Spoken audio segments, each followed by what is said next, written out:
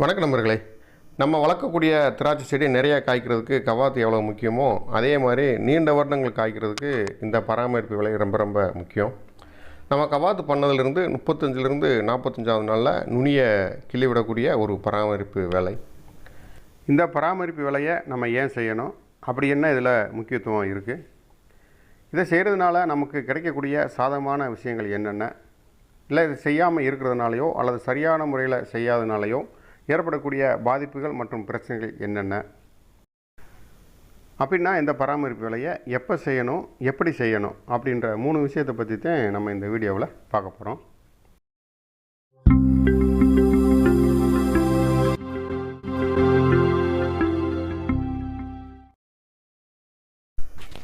திராட்சை செடியை கவாத்து பண்ணி அதிலிருந்து விளைச்சல் எடுக்கிறவங்களுக்கும், இல்லை ஏற்கனவே கவாத்து பண்ணியிருக்கேன் ஒரு தடவை விளைச்சல் வந்திருக்கு அது பிறகு விளைச்சல் எதுவுமே வரல அப்படின்னு நினைக்கிறவங்களுக்கும் இது ரொம்ப ரொம்ப முக்கியமான ஒரு வீடியோ. அப்போ செடியை நடவு பண்ணி பந்தலில் வளர்த்துட்டு வரவங்களுக்கு இது தேவையில்லையா அப்படின்னு சொல்லி நினைக்காதீங்க. அவங்கள பொறுத்தளவில் ஜஸ்ட்டு ஒரு உபயோகமான ஒரு விஷயம் மட்டும்தான். ஆனால் செடி வளர்த்து அதிலிருந்து விளைச்சல் எடுக்கிறவங்களுக்கு ரொம்ப ரொம்ப முக்கியமான ஒரு விஷயம். சாதாரணமாக நுனியில் கிள்ளி விடக்கூடிய ஒரு பராமரிப்பு வேலைக்கு இவ்வளோ பெரிய முன்னுரை தேவையா, இதுக்கு ஒரு வீடியோ பதிவு தேவையா, தேவையில்லாமல் ஒரு 10 நிமிடங்களை நம்ம வீணாக்குறோம்னு சொல்லி நீங்கள் நினைக்காதீங்க. ஏன்னா நம்ம இப்போ செலவழிக்க போகிற இந்த 10 நிமிடங்களே நம்ம திராட்சை செடி 10 வருடம் காய்க்கிறதுக்கான அடிப்படையான விஷயங்கள். இந்த 10 நிமிட விஷயங்களை மட்டும் சரியான முறையில் நீங்கள் உள்வாங்கி அதன்படி உங்கள் திராட்சை செடியை நீங்கள் வளர்த்தீங்கன்னா உங்கள் செடியும் கண்டிப்பாக 10 வருஷத்துக்கு நல்லபடியாகவே காய்க்க ஆரம்பிக்கும். இப்படி சிவப்பு நிறமாக இருக்கக்கூடிய பக்க கிளைகளில்தான் நம்ம கவாத்து பண்ணியிருப்போம். அதிலிருந்து புதிய துளிர்கள் வந்திருக்கும். இந்த புதிய துளிர்களிலிருந்து நம்மளுக்கு திராட்சை பூக்களே வளரும். அந்த திராட்சை பூக்கள் அடுத்தடுத்த நாட்களில் அப்படியே பிஞ்சுகளாக வளர்ச்சி அடைஞ்சிரும்.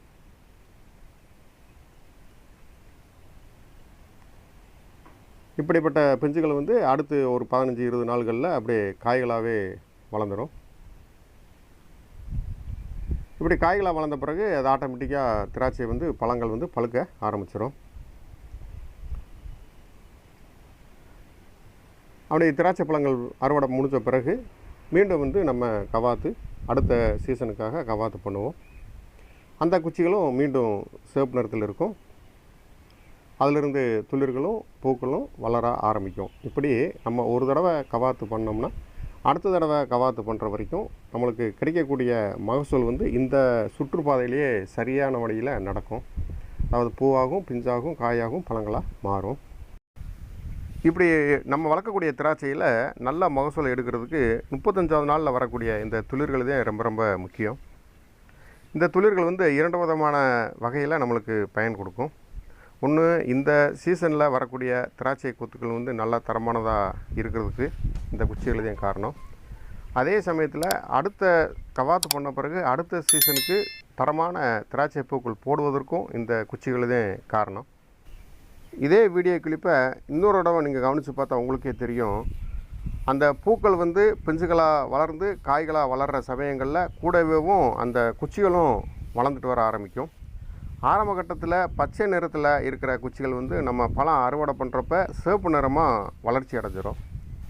இப்படி குச்சிகளை நல்ல சிவப்பு நிறமாக ஆரோக்கியமாக வளர்ச்சி அடைஞ்சால் மட்டும்தான் நம்ம அடுத்த முறை கவாத்து பண்ணுறப்ப அதிலிருந்து கிடைக்கக்கூடிய திராட்சை மகசூல் நல்ல தரமான மகசூலாக இருக்கும். அப்போ இந்த துளிர்களை நம்ம சரியான முறையில் பராமரித்தா மட்டும்தான் நம்மளுக்கு இந்த சீசனில் இருக்கிற திராட்சையும் நல்ல தரமானதாக கிடைக்கும். அடுத்த சீசனுக்கும் தரமான திராட்சை பழங்கள் நிறையா கிடைக்கும். நம்ம வளர்க்குற திராட்சை செடி சரியான நேரத்தில் சரியான முறையில் நம்ம இந்த பராமரிப்பு வேலைகளை செஞ்சுட்டு வந்தோம்னா நம்ம செடி நீண்ட வருடங்களுக்கு காய்க்கும். அதாவது குறைஞ்சது ஒரு 10 வருஷம் வரைக்கும் காய்க்கும். இதிலிருந்து கிடைக்கக்கூடிய கொத்துக்கள் ரொம்ப நீளமான கொத்துக்களாக இருக்கும். அதாவது நீங்கள் மார்க்கெட்டில் பார்க்குற திராட்சை கொத்துக்களாக இருந்தாலும் சரி, இல்லை எங்கள் வீடியோவில் பார்க்குற நீளமான கொத்துக்களாக இருந்தாலும் சரி, இந்த பராமரிப்பு வேலைகள் செஞ்சுட்டு இருந்தால் மட்டும்தான் நம்மளுக்கு இந்த நீளமான கொத்துக்கள் கிடைக்கும். இந்த வேலைகளை செய்கிறதுனால நம்ம எந்த உரங்கள் கொடுத்தாலும் எல்லா சத்துக்களுமே நேரடியாக பிஞ்சுகளுக்கே போகும். இதனால் இந்த பிஞ்சுகள் ஊந்து போகிறது, கருகி போகிறது, இந்த பிரச்சனை எதுவுமே இல்லாமல் எல்லா பழங்களுமே திரட்சியான பழங்களாக நம்மளுக்கு கிடைக்கும். இதனால் நம்மளுக்கு மகசூல் வந்து அதிகரிக்கும். அதாவது இந்த சீசனில் நம்மளுக்கு 10 கொத்துக்கள் இருந்துச்சுன்னா அடுத்த சீசனில் அது 15 திராட்சை கொத்துக்களாக மாறும். அதுக்கு அடுத்த சீசனில் 20 திராட்சை கொத்துக்களாக மாறும். இந்த மாதிரி ஒவ்வொரு சீசன்லேயும் நம்மளுக்கு மகசூல் வந்து அதிகரிக்கும். இந்த பராமரிப்புகள் செய்கிறதுனால நம்மளுக்கு இந்த பலன்கள் வந்து தொடர்ந்து கிடச்சிக்கிட்டே இருக்கும். பாதகங்கள்னு எடுத்துக்கிட்டோம்னா, அதாவது இந்த வேலையை செய்யாமல் இருந்தால் நம்மளுக்கு கிடைக்கக்கூடிய பாதிப்புகள் மற்றும் பிரச்சனைகள் என்னன்னு சொல்லி பார்த்தோம்னா, இது மாதிரி பெரிய பட்டியலாக சொல்ல முடியாது. அது டோட்டலாக டேமேஜ் தான். அதாவது முழுசாக எந்த விளைச்சலுமே அதிலிருந்து நம்மளுக்கு கிடைக்காது. இந்த சீசனில் ஒரு 10 பூக்கள் இருந்துச்சுன்னா அடுத்த சீசனில் அது 5 பூக்களாக குறைஞ்சி போகும். அதுக்கு அடுத்த சீசனில் அது காய்ச்சாலும் காய்க்கலாம், காய்க்காமல் கூட போகலாம். நம்ம வேணுன்னா பெருமைகளாக 2 வருஷம் நான் செடியை வளர்த்துருக்கேன், 3 வருஷம் செடியை வளர்த்துருக்கேன், திராட்சை செடி நானும் வளர்க்குறேன்னு வேணால் சொல்லிக்கலாமே தவிர அதிலிருந்து உங்களுக்கு திருப்திகரமான ஒரு மகசூல் வந்து கிடைக்காது. அதனால் இந்த வேலைகள் வந்து கண்டிப்பாக செஞ்சால் மட்டும்தான் உங்கள் திராட்சை செடி முதல்ல காய்க்கும், அடுத்து நீண்ட வருடங்களுக்கு காய்க்கும். இந்த பராமரிப்பு வேலை அவ்வளோ முக்கியமானதா? அப்போ உண்மையிலே வந்து நம்ம செடி வந்து இந்த வேலை செய்யாட்டி காய்க்காதா அப்படின்னு நீங்கள் நினச்சிங்கன்னா, அதுக்கான ஆதாரங்களை வந்து இந்த வீடியோவோட எண்டில் ஒரு கிளிப் வந்து கொடுத்துருக்கேன். தேவைப்படுறவங்க அது கடைசியில் நீங்கள் பார்த்துக்கோங்க. இப்போ நம்ம எப்படி செய்யலாம், எப்போ செய்யலான்ற விஷயத்துக்கு நேரடியாக வந்துடுவோம். திராட்சை துளிர் வளர்ந்து போயிட்டுருக்கிற சமயத்தில் நுனி பகுதி வந்து நம்ம கிள்ளிவிட போகிறோம். அது அங்கே விஷயமேவும். ஆனால் எப்போ செய்கிறோம், எப்படி செய்கிறோன்ற விஷயந்தான் இதில் ஹைலைட் ஆகும். எப்போ செய்யலாம் அப்படின்னா, நம்ம கவாத்து பண்ணதுலேருந்து 35லேருந்து 45வது நாளில் இந்த வேலைகள் வந்து செய்யணும். நம்ம என்றைக்கு கவாத்து பண்ணோமோ அதே அந்த சீசனோட டேட் ஆஃப் பர்த்து. அதிலிருந்து 35லேருந்து 45வது நாளில் இந்த நுனிக்கிழல் வேலை வந்து செய்யணும். ஒரு சில சீசன்கள் வந்து இந்த 35லேருந்து 45 நாள்ன்றது கொஞ்சம் முன்ன பின்ன போகும். அதாவது ஒரு சீசனில் வந்து 40 நாள் வரைக்கும் ஆகலாம், ஒரு சீசனில் வந்து 45 நாள் வரைக்கும் கூட வரலாம். நம்ம கணக்கு வந்து 35லேருந்து 45 நாள். அதில் நம்ம கரெக்டாக அந்த 10 நாளில் எந்த சமயத்தில் வேலை செஞ்சால் நம்மளுக்கு 100% ரிசல்ட் கிடைக்கும் அப்படின்றத நம்ம தெரிஞ்சுக்கணும். இதுக்கு அந்த துளிரில் இருக்கக்கூடிய பூக்களோட அளவு மற்றும் தோற்றத்தை பொறுத்து, அதோட வளர்ச்சியை பொறுத்து நம்ம இந்த நாளை வந்து என்றைக்கு இந்த வேலை செய்யலான்றதை முடிவு பண்ணலாம். பூக்களோட வளர்ச்சிகள்னு பார்த்தோம்னா 35வது நாளில் வெறும் பூக்கள் மட்டும் இருக்கும். 40வது நாளில் அந்த பூ இதழ்கள்லாம் அப்போத்தே உதிர ஆரம்பிக்கும்.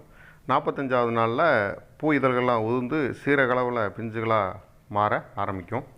நம்ம இந்த பராமரிப்பு வேலைகள் செய்கிறது எப்போ செய்யலாம்னா, இந்த பூக்கள்லேருந்து பூ இதழ்கள் உதிரக்கூடிய சமயங்களில், அதாவது 35லேருந்து 40வது நாள், இந்த சமயத்தில் நம்ம இந்த பராமரிப்பு வேலையை சரியாக செய்யணும். பிஞ்சுகள் ஆன பிறகு நம்ம செய்யக்கூடாது.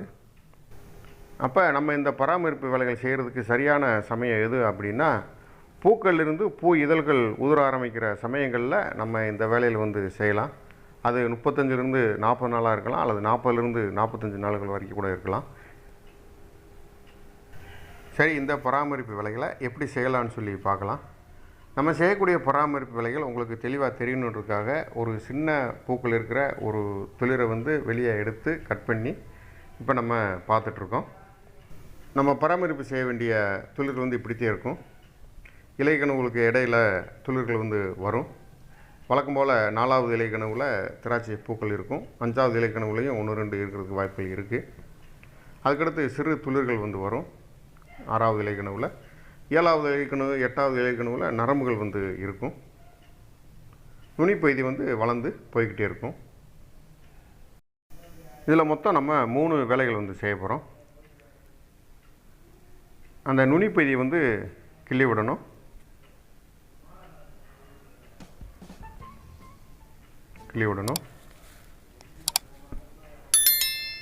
அடுத்து அந்த நரம்புகள் எல்லாத்தையும் எடுத்து விட்டுறணும்.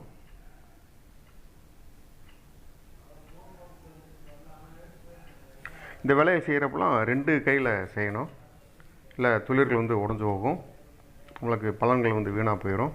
இந்த குச்சியிலே வீணாகிறதுக்கு வாய்ப்புகள் இருக்குது. இந்த நரம்புகளெல்லாம் அப்படியே எடுத்து விட்டுறணும். அப்படியே கையோட அந்த சிறு துளிர்களையும் நீக்கிடணும். இந்த திராட்சை பூக்களையும் நரம்புகள் இருக்கும், பூ நரம்புகள் இருக்கும், அதையும் எடுத்து விட்டுறணும். அடுத்து கீழே வர வர அந்த சிறு துளிர்கள் வந்து பெரிய அளவில் வளர்ச்சி அடைஞ்சிருக்கும். இதை நம்ம எடுக்காமல் விட்டுட்டோம் அப்படின்னா பக்க கிளையிலாவே வளர ஆரம்பிச்சிடும். அது நம்மளுக்கு பெரிய ஆபத்தில் கொண்டு வந்து விட்டுரும். அப்போ இலைக்கணுகளுக்கு இடையில் வரக்கூடிய துளிர்களை நீக்கணும், பூ நரம்புகளை எடுத்து விடணும், நுனி பகுதி வந்து நம்ம கிள்ளி விடணும். இந்த 3 வேலைகள் வந்து செய்யணும். இந்த 3 வேலைகளில் இலைக்கணுகளுக்கு இடையில் இருக்கக்கூடிய சிறு துளிர்களை நீக்கிறது ரொம்ப லேசு. பூ நரம்புகளையும் மற்ற நரம்புகளையும் எடுக்கிறது ரொம்ப லேசு. அதில் எவ்வித குழப்பங்களும் எந்தவித சந்தேகமும் வராது. அதே மாதிரி நுனிப்பகுதியையும் அப்படியே நுனியில் போய் நம்ம அப்படியே கிள்ளி விட்டுறக்கூடாது. அதில் ஒரு கால்குலேஷன் இருக்குது. நம்ம நுனிப்பகுதியும் எந்த இலையில் வச்சு நம்ம கிள்ளணுன்றதில் ஒரு கணக்கு இருக்குது. அதாவது நம்ம பராமரிப்பு வேலை செய்யக்கூடிய துளிர்கள் வந்து குறைஞ்சபட்சம் 13லிருந்து 15 இலைகள் வரைக்கும் வளர்ந்துருக்கும். அந்த நுனி இலைகளையும் சேர்த்தேவும் நீங்கள் அகலமான இருக்கிற இலையில் மட்டும் எண்ணிடக்கூடாது. 4 இல்லாட்டி 5வது இலைக்கணுவில் கண்டிப்பாக பூக்கள் வந்து இருக்கும். நம்ம அந்த பூக்கள் இருக்கிற இலைக்கணுவிலிருந்து 8 இலைக்கணுவுகள் தள்ளி 8 இல்லாட்டி 9 இலைக்கணுவுகள் தள்ளி நுனிப்பகுதி வந்து நம்ம கிள்ளி விடணும். இன்னொரு முறை இருக்குது. நீங்கள் காய்ப்பூச்சிகள் இருந்தேவும் இலைக்கணுவில் எண்ணிட்டு போயிடலாம். இந்த மாதிரி எண்ணிகிட்டே வந்தீங்கன்னா நுனிப்பகுதி வர்ற இடம் வந்து 13லிருந்து 15 இலைக்கணுவலாக இருக்கணும். நம்ம கிள்றதையும் கிள்றோம், இந்த இடத்துல கிள்ளாமல் ஏன் நுனிப்பகுதியில் போய் சின்ன இலையாக இருக்க இடத்துல கிள்றோன்றதுக்கும் ஒரு காரணம் இருக்குது. அது பேச வேண்டிய பெரிய ஒரு சப்ஜெக்ட்டு. அதை வாய்ப்பு இருக்கிறப்ப நம்ம 2வது ஒரு நாள் பேசலாம். நம்ம இலைகளை எண்ணிட்டு வர்றப்ப இந்த சின்ன இலையையும் ஒரு இலையாகவே நம்ம கணக்கில் வச்சு எண்ணிட்டு வரணும். அதன்படி பார்த்தா மொத்தம் 13லிருந்து 15 இலைக்கணுகள், அந்த ஒரு துளிரில் வந்து 13லிருந்து 15 இலைகள் வந்து இருக்கணும். பூக்கள் இருந்து எண்ணிங்கன்னா ஒரு 8லிருந்து 9 இலைக்கணுகள் இருக்கும். இப்படி முக்கியமான பராமரிப்பு வேலை செய்கிறப்ப பூக்கள் இல்லாத துளிர்களை என்ன செய்கிறது, மெயின் பிரான்ச்சஸில் இதே மாதிரி துளிர்கள் வந்து வந்துருந்துச்சுன்னா அதை என்ன செய்கிறது அப்படின்ற சந்தேகமும் வருவதற்கு வாய்ப்புகள் நிறைய இருக்குது. நம்ம என்ன செய்யலாம் அப்படின்னா, பூக்கள் இருந்தாலும் சரி பூக்கள் இல்லைனாலும் சரி நம்ம இந்த நுனிப்பகுதி வந்து கிள்ளி விட்டுறணும். அது வந்து 13லிருந்து 15 இலைகள் வரைக்கும் வச்சு கிள்ளி விடலாம். அதாவது இந்த வீடியோவில் பார்க்குற மாதிரி நல்ல துளிர்கள் வந்து ஆரோக்கியமாக வளர்ந்துட்டு இருந்துச்சுன்னா நீங்கள் 13லிருந்து 15 இலைகள் வரைக்கும் நுனிப்பகுதி வந்து கிள்ளி விட்டுடலாம். ஒவ்வொரு இடங்களில் வந்து செடிகள் வந்து ஆரோக்கியம் இல்லாமல் 6 இலை 7 இலையோடையவும் வளர்ச்சி நின்று போகும். அப்போ நம்மளுக்கு 13 இலைக்கு நம்ம எங்கே போகிறது? 6 இலை 7 இலையே நுனிப்பகுதி வந்து கிள்ளி விட்டுறணும். ஆனால் நம்ம செடியில் இருக்கிற எல்லா துளிர்களையும் இந்த ஒரே நாளில் இந்த வேலையை வந்து செய்யணும். நம்மளுக்கு உதாரணமாக 10 துளிர்கள் இருந்துச்சுன்னா 6 துளிரில் இன்றைக்கும் மீதம் இருக்கிற 4 துளிரில் இன்னொரு நாளும் செய்யக்கூடாது. உங்கள் செடியில் இருக்கக்கூடிய துளிர்கள் வந்து நல்ல ஆரோக்கியமான வளர்ச்சி இருந்துச்சுன்னா 13 இலைகள் வரைக்கும் கிள்ளலாம் நுனிப்பகுதியை வச்சுட்டு. ஆரோக்கியம் குறைவாகவோ இல்லை பலன்கள் இல்லாத வெறும் துளிர்களாகவோ இருந்ததுன்னா 6 இலைகள் 7 இலைகள் வச்சு கூட நீங்கள் கிள்ளி விடலாம். நீங்கள் கிள்ளி விடவே வேண்டியதில்லை, அதாவே வளர்ச்சி வந்து நின்றும். இந்த வேலைகளை வந்து அடிக்கடி நம்ம செய்யக்கூடாது. இந்த 35லிருந்து 45 நாளுக்குள்ளே ஒரே நாளில் இந்த வேலைகளை வந்து செஞ்சு முடிக்கணும். இந்த முறைகள் படி நம்ம நுனிக்கிழல் வேலையை நம்ம திராட்சை செடியில் செஞ்சு பராமரித்து வந்தோம்னா நம்மளுக்கு நீண்ட காலத்துக்கு திராட்சை செடி வந்து காய்க்கும். நிறைய கொத்துக்களும் காய்க்கும், நீளமான கொத்துக்களும் காய்க்கும். இந்த சேனலை எப்போத்தையும் பார்க்குற புது நண்பர்களாக நீங்கள் இருந்தீங்கன்னா இந்த சேனலில் திராட்சையை பற்றியும், திராட்சை எப்படி வளர்க்கலாம், எப்படி பராமரிக்கலாம், அதுலேருந்து நிறைய மகசூல் எப்படி எடுக்கலான்ற பற்றியும் அப்பப்போ தகவல் வந்து அப்டேட் பண்ணிகிட்ருக்கோம். இதுவரை சப்ஸ்கிரிப்ஷன் பண்ணாத நண்பர்களாக இருந்தீங்கன்னா நீங்கள் சப்ஸ்கிரிப்ஷன் பண்ணி பெல் பட்டனை கிளிக் பண்ணிக்கோங்க. உங்களுக்கு கூடுதல் எதுவும் தகவல் தேவை இருந்தாலோ சந்தேகம் இருந்தாலோ கமெண்ட் செக்ஷனில் கேளுங்க. கடைசியாக இந்த நுனிக்கிழல் வேலையை செய்யாதனால அல்லது தவறாக செஞ்சதுனால செடிகளோட பாதிப்பு எந்த அளவில் இருக்குன்னு சொல்லி பார்க்கலாம். காய்ப்பூச்சியிலிருந்து 13 இலைகள், திராட்சை பூக்களிலிருந்து 8 இலைகள் ஏதாவது ஒரு இடத்துல வச்சு நுனி கிள்வதற்கு பதிலாக திராட்சை பூக்களில் வச்சு நுனியை வந்து கிள்ளி விட்டுட்டாங்க. அது பழங்களான பிறகு ஏற்படக்கூடிய பாதிப்புகளை பற்றி பாருங்கள். பழங்களை வந்து நல்லபடியாகவே பழுத்துருச்சு, அதில் அறுவடை பண்ணிக்கலாம், அதில் எந்த விதமான பாதிப்பும் இல்லை. ஆனால் குச்சிகள் வந்து விளையலை, பச்சையாகவே நின்றுச்சு. நம்ம அடுத்து இந்த பழங்களை அறுவடை பண்ண பிறகு கவாத்து பண்ணுறதுக்கு இந்த குச்சிகள் வந்து இல்லை. அப்படியே நம்ம இந்த பச்சை நிறத்தில் இருக்கிற குச்சிகளில் நம்ம கவாத்து பண்ணாலுமே வரக்கூடிய துளிர்கள் வந்து வெறும் காலி துளிர்களாக மட்டும்தான் வரும், அதில் பலன்கள் வந்து இருக்காது. இதே கவனக்குறைவாக நம்ம வீட்டில் வளரக்கூடிய திராட்சை செடியில் 10 காய்ப்பூச்சியில் நம்ம ஏதாவது தவறு பண்ணாலும் நம்மளுக்கு அந்த 10 காய்ப்பூச்சிலுமே அடுத்த சீசனுக்கு வந்து காய்க்காது. அப்போ வெறும் செடிகளாக மட்டும் இருக்கணும். நம்ம 4 மாதத்துக்கு தேவையான உரங்கள் எல்லா பராமரிப்புகளையும் கண்டிப்பாக செய்யணும். அதனால் இந்த வேலை செய்கிறப்ப கொஞ்சம் கவனமாகவே கொஞ்சம் எச்சரிக்கையாகவே செய்யணும். இந்த நுனிப்பகுதியை கிள்ளி விட்டு பராமரிக்கக்கூடிய இந்த முறைகள் வந்து கருப்பு பன்னீர் திராட்சைக்கு சரியான ஒரு முறை. அதாவது ஒரு தடவை அறுவடை பண்ணிவிட்டு கொஞ்சம் ஓய்வு கொடுத்து மீண்டும் நம்ம கவாத்து பண்ணோம்னா இதே முறைகளை நம்ம 35லேருந்து 45வது நாளில் இந்த பகுதியை கிள்ளி விட்டு பராமரிச்சுக்கலாம். அதே சமயத்தில் 2 முறை அறுவடை பண்ணி ஒரு தடவை நம்ம வளர்ப்பு குச்சியாக வளர்க்கணும் அப்படின்னா கொஞ்சம் மாற்றி அமைக்கணும். ஆனால் இதே நுனிப்பகுதி கிள்ளல் வேலையை வந்து சீட்லெஸ் கிரேப்பாக இருந்தால் அதுக்கு இந்த முறைகளை வந்து நம்ம கடைபிடிக்கக்கூடாது. அதுக்குன்னு வேறு ஒரு முறைகள் வந்து இருக்குது. சரி நண்பர்களே, இந்த பகுதி உங்களுக்கு ரொம்ப பயனுள்ளதாக இருக்குன்னு சொல்லி நம்புகிறேன்.